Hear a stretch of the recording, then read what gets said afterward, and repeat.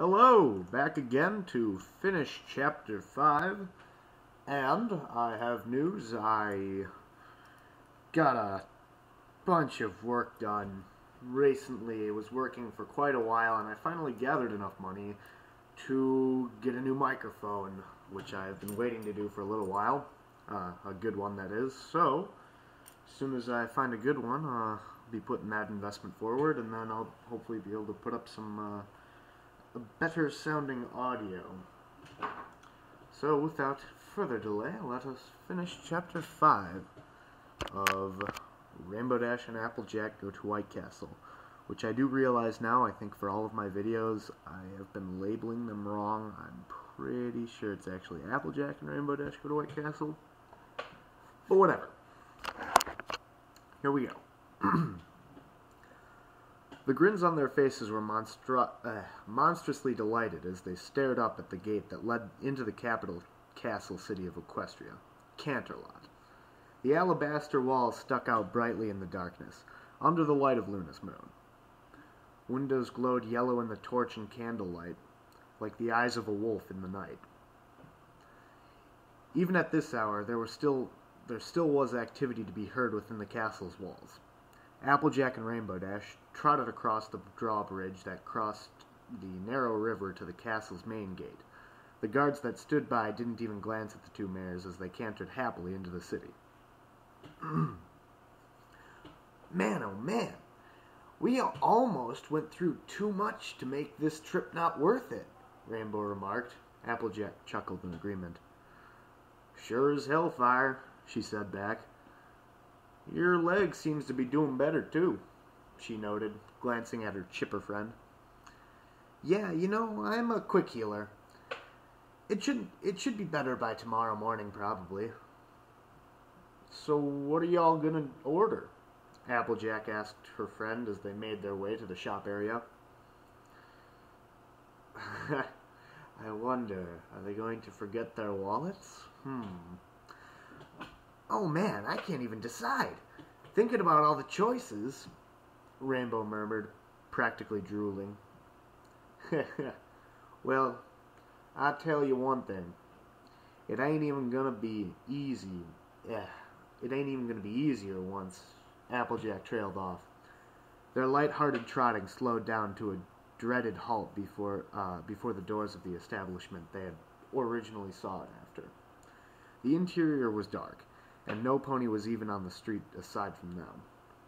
They watched as an older colt stepped out of the doors and closed them behind himself, then locked it up. Oh! Hey, what are you doing? Oh, excuse me, but what the fuck are you doing? Rainbow asked him, her ignorance a form of denial. He glanced back at them with an inquisitive eye. Closing, he answered. When they just stared at him, he nervously turned back to the door and gave it a test pull, locked up tight. But why? Applejack asked in a small voice, like a small innocent foal who had been cheated and wronged. It's Saturday. We close early. Oh, don't even open up on Sunday, he said back, turning to them. Sorry if you were planning to come in here. But them's the rules, and everybody else left anyways. I couldn't... Grr! He choked when Rainbow shot towards him and slammed him against the wall of Whitecastle, pressing her hooves on his throat. You're lying, you little bastard, Rainbow spat in his face. This is just some cruel, sick joke. You're ruining my life! In a panic, the frightened colt raised his hind legs off the ground and bucked her stomach, sending her flying back. Gasping for breath, he scrambled to his hooves and ran as fast as his legs could carry him, not looking back. I'm gonna kill you! Rainbow screeched as she halfway meant it. Luckily for him, her sprained wing prevented her from flying. She hissed in pain when she tried to beat her wings, only to receive a jolt of pain that forced her to stop. Rainbow! That was bad. Applejack finally yelled, snapping her out of it. She looked back at Applejack's sympathetic face. I like his spelling of on. Come on. You spelled it A-W-N. Come on. Let's just forget it. Forget it. I love how he's spelling this accent out. It's pretty cool. This trip was sour right from the start, Applejack said softly to her friend, stepping close to her. We were high and stupid when we set out. And after all this, I ain't so high anymore. It was a dumb idea. Let's just go home already. Rainbow Dash snorted in defeat, averting her gaze from AJ's. Yeah, I was gonna beat that guy up, too. This is stupid, she muttered glumly. Suddenly, a smile of determination blossomed on her somber face. And you know what? Screw walking home. We'll just rent out a place tonight here. Wait, didn't they have something to do in the morning, though? I can't remember. I thought one of them had something to do. Rainbow proclaimed, taking Applejack by surprise. Really? I think any inn or hotel around these parts have rates something steep, Applejack pointed out.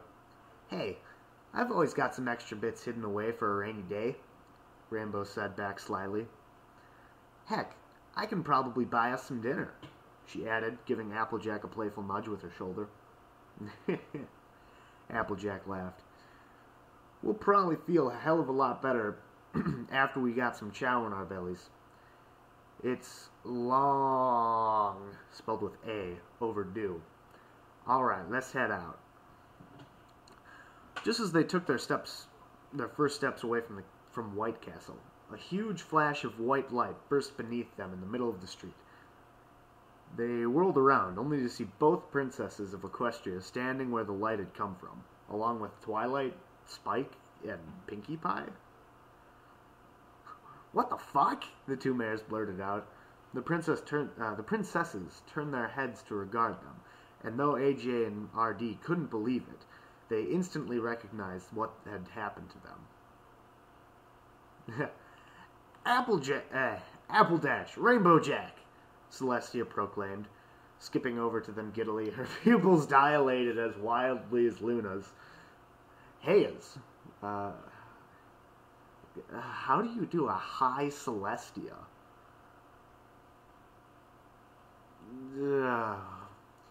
Hayes, we were just headed to Whitecastle when Twilight said you two were already on your way. Cool that we found you already. Now we can go and have the monkeys together. The two mares just stared blankly while the alicorn grinned down at them cheerfully, glancing between the two. What? Dash uttered at some point. Oh, Tia, it's munchies, not monkeys, Luna cracked up, covering her mouth with a hoof. Celestia blinked incomprehensibly for a moment before guffawing with her own sister when the realization went home. While they laughed, a very disturbed Twilight approached Applejack and Rainbow.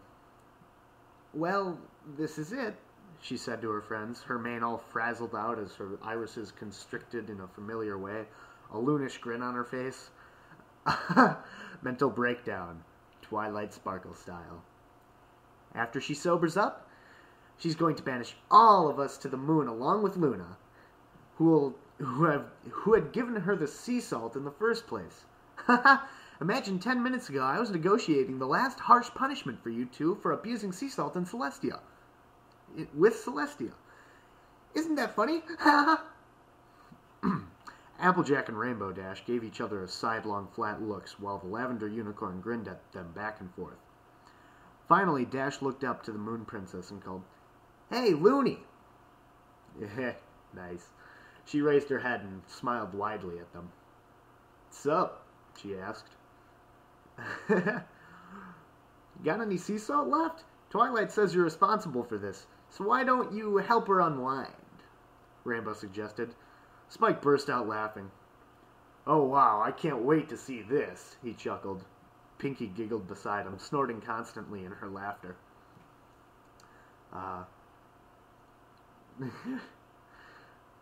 Twilight Sparkle, a sea salter? What a card! she snickered. Huh? Twilight murmured, her stressed-out mind unusually slow on the uptake.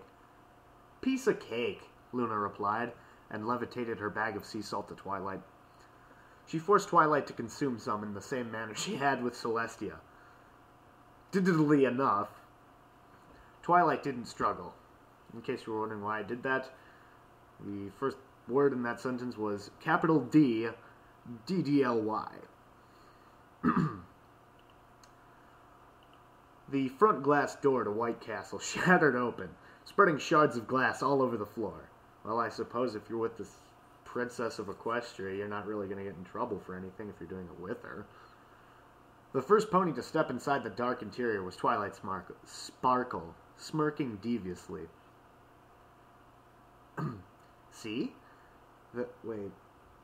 The great and powerful Trixie can certainly get us some Whitecastle food. Guess we're just going to have to raid the pantries and fridges ourselves since there's no employees. Oh, okay, I read that wrong, okay. I meant to say great, it says great and powerful Twilight. I was very confused for a second there. Pfft, I'm game, Celestia said, trotting in after Twilight, heading straight for the empty order counter and the kitchen behind it. Twilight cast a spell to light up all the lighting fixtures as the others all stepped through the recently opened entrance. Twilight wants an order of daffodil and lemongrass veggie burger with a side order of beet chips. Twilight stated. 1 second, I'm going to pause this for a moment. Alright, I'm back. Sorry about the pause. Where was I? Twilight stated as she followed Celestia behind the counter. Putting on a chef's hat and apron, the Sun Princess replied,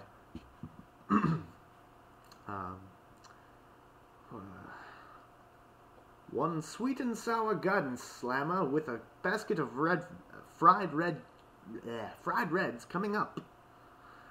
I'm so bad at Celestia's voice. I'm sorry, guys. I'm trying not to switch on you guys too much either, but I can't figure this out right now.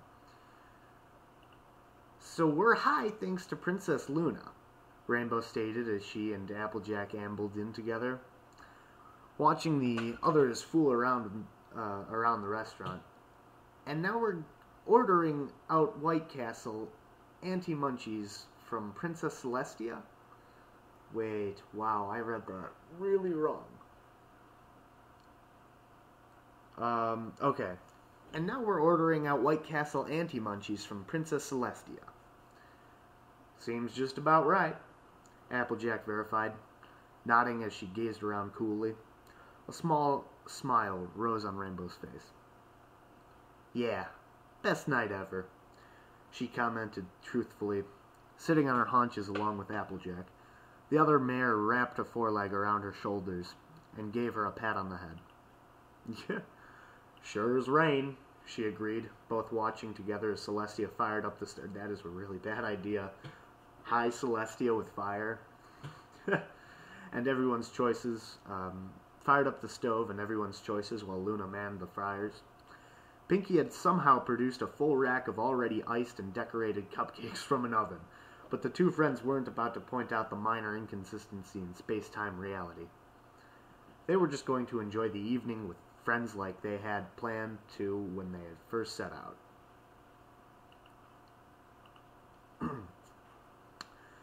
Since Celestia had yet to wake up, Luna had tasked herself with setting her moon and rising her sister's sun for today. It's probably usually should be midday at this point then. The Moon Princess turned away from her handiwork on the balcony and ventured back inside her sister's bedroom. Celestia had accidentally gone into Luna's room to sleep, and after last night's party at Whitecastle, Luna had tasked one of her subjects with hiring some pony to fix any damages as a result of the little event. Twilight and her friends had nowhere to sleep, even though they had all fallen asleep right in the restaurant, completely exhausted and sea-salted out of their minds. Luna looked around at okay. It says Luna looked around at said ponies, as in, like, I said something, but I think it's meant to say sad. So Luna looked around at sad ponies who all laid on her sister's spacious circular bed, snuggled under the covers and sleeping contentedly. She smiled and quietly left the room, now going to see if she had woken Celestia up with her own son. That would be an interesting experience. Luna came to her bedroom door and gently pushed it open with a hoof. She looked in and saw a sight she had not seen since she was a filly. Celestia moaning in pure... Celestia moaning in pure, petulant humiliation into the pillow on her head. I can't believe what I did last night. I can't believe what I did last night, she kept repeating into the pillow, her usual flowing mane and tail laying flat and listless about her. I think we made some excellent progress last night. Oh, wrong person. I think we made some excellent progress last night, Luna told her smugly. Celestia moved her head slightly. I like the reference. I see what you did there. Celestia moved her head slightly so that one glaring eye could peek out from the soft pillow and try to set Luna ablaze with its outrage.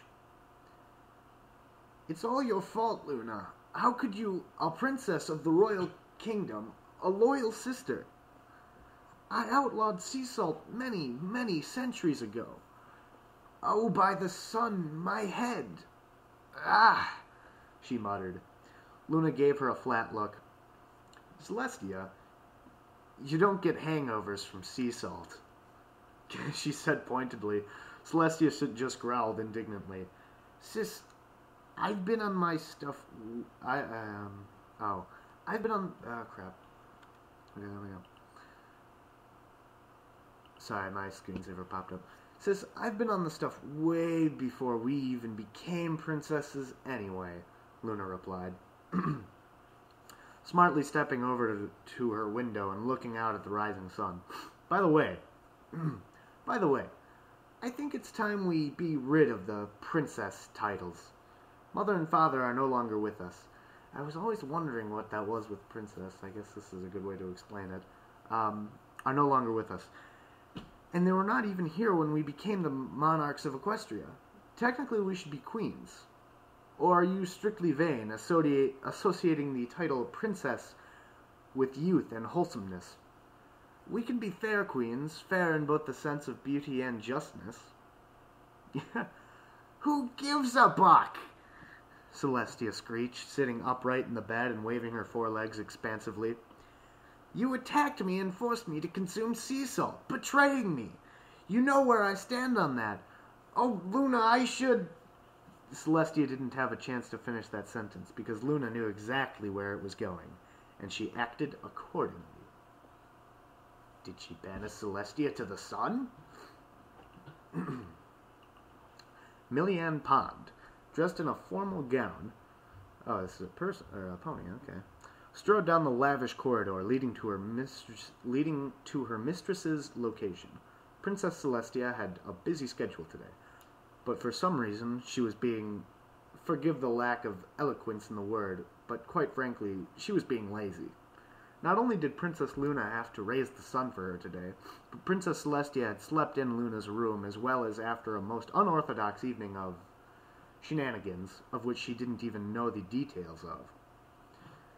This corridor she walked through, long, rising above the lower wings of the palace like a bridge, with large golden-paned windows adorning the length of the pearly white walls. A floor of polished marble... This is a really, really long sentence. A floor of polished marble beneath her hooves. Went to the tower both princesses' living quarters were located. Millyanne herself lived in the tower across from theirs, connected by this very corridor.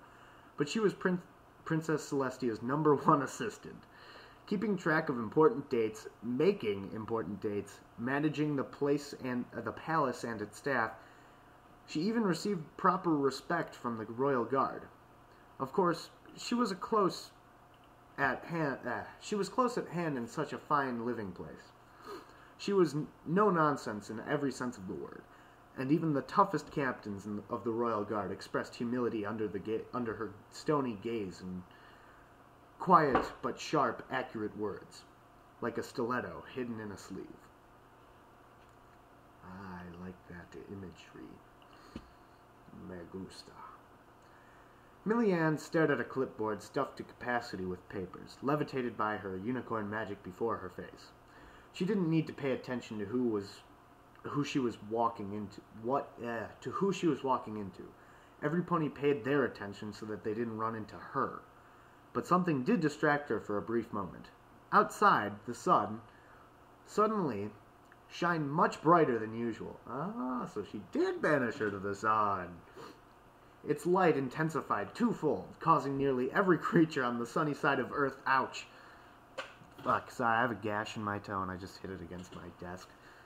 To halt in amazement. This lasted for maybe 2 seconds before it returned to its normal light. Millyanne blinked, and not just for the sudden brightness. Did Princess Luna do that? Possibly. She hadn't risen the sun in her sister's stayed since her liberation from Nightmare Moon. This required a bit of questioning. No offense to Princess Luna, but Millyanne had been Princess Celestia's right hoof mare for 40 years now, and she was concerned with nearly everything regarding her mistress. Millyanne quickened her pace to the tower, and headed to the door of the Moon Princess's room. She knocked thrice. "Princess Luna, may I enter?" she called in with a cold but courteous voice. Don't worry, she used that tone even with the Princess Celestia. It was just her default tone. The door opened and Millyanne entered, gazing about the room. Princess Luna stood by her window, but Princess Celestia was now present. I knew it. "Your Highness, I noticed the sun's light fluctuation for a moment. If I may be so bold to speculate, perhaps it happened on your part? After all, you have not raised the sun for a very long time," Millyanne said to her carefully, trying not to sound condescending. But Luna just smiled warmly at her sister's assistant. That is almost a tongue twister. "Yes, that was my doing. I extend my apologies. I hope I did not stir worry?" she asked, tilting her head inquisitively. "It has passed," Millyanne responded, "but I need to speak with Princess Celestia." "Ah, I figured as much," Luna stated. Millyanne caught the smugness in her voice, and quite frankly, it was somewhat unsettling. "My sister and I had a small disagreement." Understatement of the century. Millyanne could tell. "Disagreement?" Millyanne questioned. "Mm-hmm," was Luna's light response, nodding. "I sent Celestia off to think about it for a while," she said, nodding towards the sun. Millyanne blinked, glancing at Luna, then at the sun, with a growing horror. Realization began to sink in. Yes, long live the NRL! But a part of Millyanne's mind, still in fading denial, asked with a shaky voice, "And when will the Princess Celestia be back?" "Oh, 1,000 years." The clipboard clattered on the ground, spilling documents all over the floor. Luna barked amused laughter at that. "Oh, do not fret, Miss Pond. I merely jest. I will let her return after sundown, after she's had a good hard contemplation in solitude. Even a goddess needs a day completely to herself, distraction-free. I will be substituting for sister's duties today," Luna told Millyanne, whom was still frozen and gaping widely. "Right after I rescind some certain laws." With that, Luna stepped out of her bedroom, leaving Millyanne as she was. Oh, let me get through this chapter. It's kind of a long one. Applejack stirred as the glaring light of the sun penetrated her eyelids, but its comforting warmth made her waking a little easier nevertheless. She rubbed her eyes and glanced beside her. To her surprise, she was in a foreign bed with Twilight Sparkle, Pinkie Pie, Rainbow Dash, and Spike. Craziest night ever. Applejack studied the bed itself. It was very large, larger than an average pony needed. Did that mean Who? Oh, no way, she whispered with a growing grin. Studying the decadence of the room just about confirmed it. What with all the priceless artifacts and decorations only someone that's lived thousands of years could accumulate, they were in Princess Celestia's room, in her bed. It was sweet, actually. She wondered where the princess was, anyway. Both of them, for that matter. Oh, wow. I read that wrong. Both of them, for that matter. Applejack was distracted from the thought when Rainbow moaned next to her. She kicked fitfully in her sleep, or what was remaining of her sleep, as she struggled not to wake up, a losing battle. She ended up kicking Twilight's flank and making her start awake. Her eyes alarmed, but still blurry. Spike was being tussled as well, but the rock of a baby dragon didn't even notice. Pinkie was the same way. Applejack couldn't help but chuckle at what she was seeing. Her laughter managed to get Rainbow to give up and open her eyes at last, ceasing to resist the waking world. She yawned loudly and sat up, stretching inconsiderately and shamelessly. She nearly clocked Twilight in the head again. "Will you watch it, Rainbow?" Twilight snapped, Rainbow gave her a grouchy look. "What's up your ass?" she asked sharply. "Something's going to be up your ass in a minute," Twilight barked, stunning Rainbow silent. Geez, Twilight, Spike murmured at that point, raising his head and giving her a deadpan look. "Didn't know you had a mouth like that. Were you being a jerk? What are you being a jerk for, anyway?" Twilight snorted and got out of bed, stomping away from them. "You made me have sea salt. So now I'm a deadbeat, a no-good, rotten druggie," she exclaimed melodramatically. Spike just made a noise of contempt. "Twilight, having a little sea salt isn't going to magically turn you into those things. AJ and Dash do it all the time, and they're fine," he grunted at her. "Yeah, I'm glad you think so I'm glad you think so highly of us, Twilight," Rainbow said to her scoldingly. Twilight looked back at her over her shoulder, softening her expression of anger a little, but not by much. Rainbow was pretty easy to insult. But when Twilight saw that Applejack was looking stung and angry as well, she realized she had gone a step too far. Frowning, she said, "I'm sorry. I didn't mean that. But you forced me to have it, and that wasn't crossing a line too. That was crossing a line too." Yeah, Rainbow sighed. She and Applejack letting their anger subside for her apology. "I was kind of being a jerk when I told Luna to make you have it. You were flipping out, though, and you needed something to help you kick back," she tried, smiling playfully at Twilight. But she didn't look impressed. "It was fun at first, but after a while I didn't enjoy it at all," Twilight told her. "Yeah, Rainbow," Applejack added. "She was getting mighty paranoid. Sea salt ain't for every pony, I guess."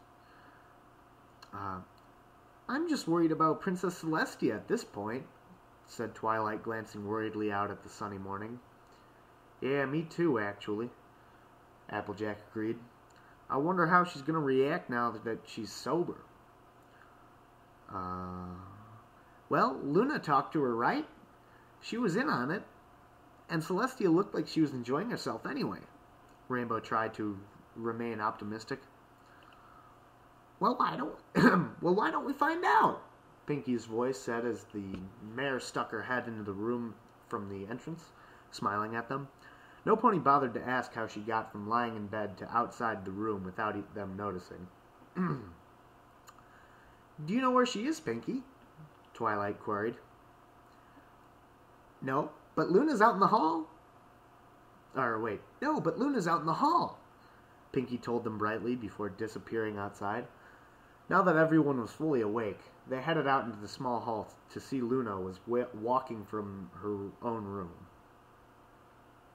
"Ah, good morning, my friends," she said to them kindly as the ponies gathered before her. "I trust you slept well." "Yeah, we did," Twilight said nervously. About Princess Celestia." "I spoke with her," Luna said, deciding not to tell these ponies what she had done to her sister. Millyanne was one thing. She could tell her to keep her silence and expect her to follow the order. She didn't want to panic anyone in the kingdom. Some stigma of Nightmare Moon still lingered, and the last thing she needed was a mass hysteria. And those new Lunar Republic cultist nutjobs overreacting on top of that. Twilight Sparkle was especially sensitive to anything concerning her sister. A young, impressionable pony like her didn't need her all-powerful idol appear to be disposable. "She is left for the day to contemplate," Luna continued. "I assure you all is well. Our conversation was productive." Twilight sighed in relief, and Luna did so mentally as well. Twilight could be quite the pry bar at times, even if she didn't realize it. "Well, thanks for taking care of us," Twilight said gratefully, blushing a little. "Yeah, after all that happened, if we had broken into Whitecastle on our own, we'd have been in our own heads. We would have been in over our heads," Applejack chuckled bashfully. I probably could have gotten away with it if the rest of you slowpokes kept your big mouth shut," Rainbow joked. "Shut up, Dash." Applejack chuckled, giving her a playful side buck to the knee. I think that might be a reference. "You need not worry about that either. Thankfully, no one saw either Celestia or I," Luna murmured. "Hey, just be glad that Gabby Gums didn't see it," Spike said. He managed to get a chuckle out of Luna, who remembered that priceless picture of the sisters in that Foles newspaper. "All right. Indeed. Well, you are welcome to stay in the palace for the day and take the train home whenever you are ready. I will personally cover the expenses," Luna said to them, straightening in a manner that showed she needed to leave. "Oh, Princess, you don't need to do that," Twilight proclaimed modestly. "I must, Miss Sparkle. You have all been through quite a lot, if I am correct. It is the least I can do. But you must forgive me now. Since Sister is unavailable, I am to attend to royal business in her stead. I bid thee farewell and a pleasant day." With that, Luna walked off, leaving the ponies with each other. "Man, what a night," Rainbow finally sighed. "You only saying that now?" Applejack said slyly. After a night like that, it wouldn't have to be too late if I said it next week," she returned, and the two chuckled together. "Heck, I didn't even experience a quarter of it, and I'm already, Jesus. I didn't experience a quarter of it, and I'm ready to get on the train home." Okay. "Heck, I didn't even experience a quarter of it, and I'm ready to get on that train home," Twilight spoke up. "Yeah. Once more, I can hear my blankie calling me," said Spike. Rainbow Dash glanced at Pinkie. "Hey, Pinkie, you're unusually quiet." She trailed off when she saw the mare had fallen asleep while on her hooves. "I guess I know why." "Is she all right?" Spike asked worriedly, taken aback by the lack of energy in the pony widely known for having more energy than a city power plant. He gave her a poke, and she promptly fell to her side with an unceremonious thump. "Spike!" Twilight hissed as he stepped back with a frightened expression. I'm sorry, I didn't mean to tip the pony," he said frantically. Applejack and Rainbow Dash just laughed. Don't you go getting your scales all frazzled up, Spike," Applejack told him amusedly. stepping towards Pinky. "She's fine. You know how she reacts to sea salt. This is what happens when it wears off," she told him as she loaded the magenta mare onto her back, the strong earth pony able to carry her easily. Spike allowed himself to laugh finally. "She's something else, that pony." Twilight couldn't help but join in the mirth. "Well, come on, every pony," she said to her friends, stepping down the hall to the next corridor. "Time to go home."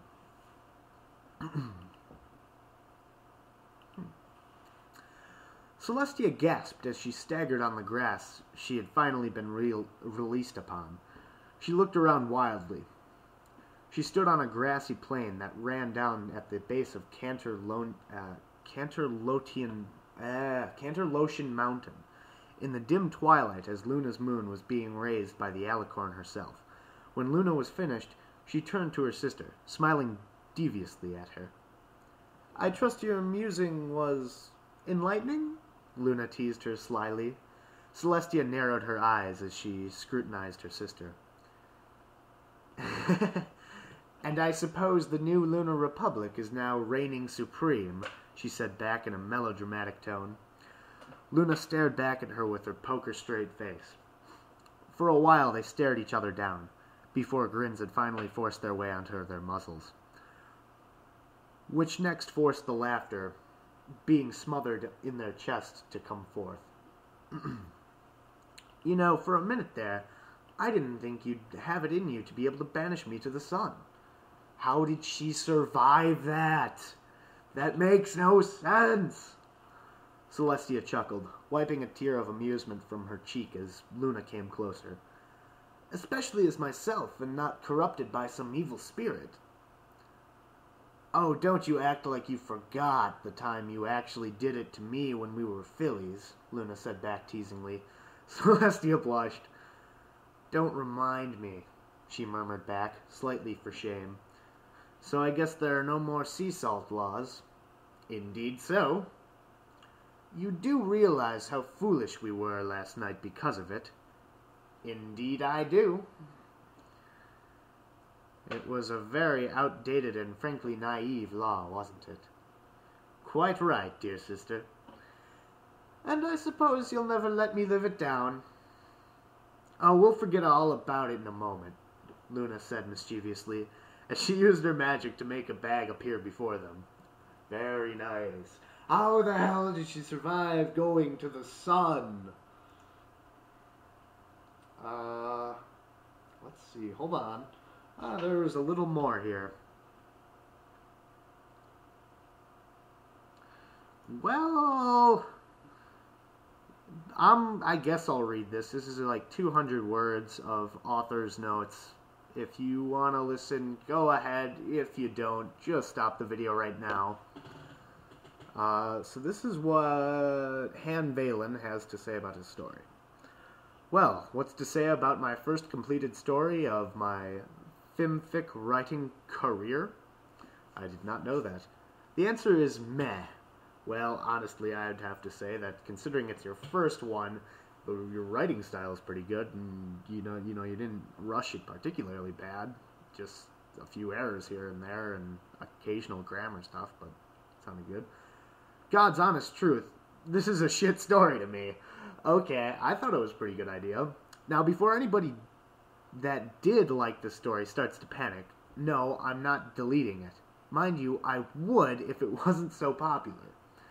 Yeah, it does have a few views. I rarely ever let readers influence my decisions, but if a large drove of them like a particular story, it would just be a jerk move to delete it anyway. The story was one of those spur-of-the-moment ideas that I was eager to put on cyberpaper and share, to get some laughs from others. No real thought went into it. While it succeeded and gained in popularity that I had never experienced before, another element that made me go with it semi-blindly, and I enjoyed writing it. Looking back, I decided I really don't like it that much. It doesn't reflect my true writing prowess. Well, I thought it was pretty solid, so I really really am looking forward to some other stuff that you've wrote then, I guess. Which, abandoning my modesty here, is vastly superior compared to the level it's on in this story. Okay, good. You had a lot of errors in there. And my sense of humor isn't limited to just pop culture references and shock value vulgarity. Though, as is evident, I'm not afraid to shy away from when I like to exercise it.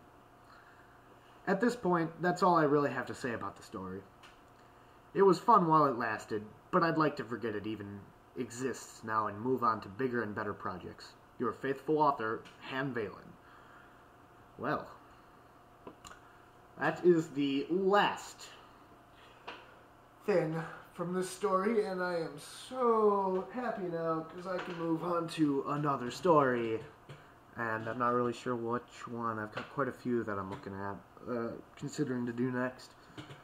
For anybody that's stuck through this reading to this far, all feedback, and I mean all feedback, is appreciated to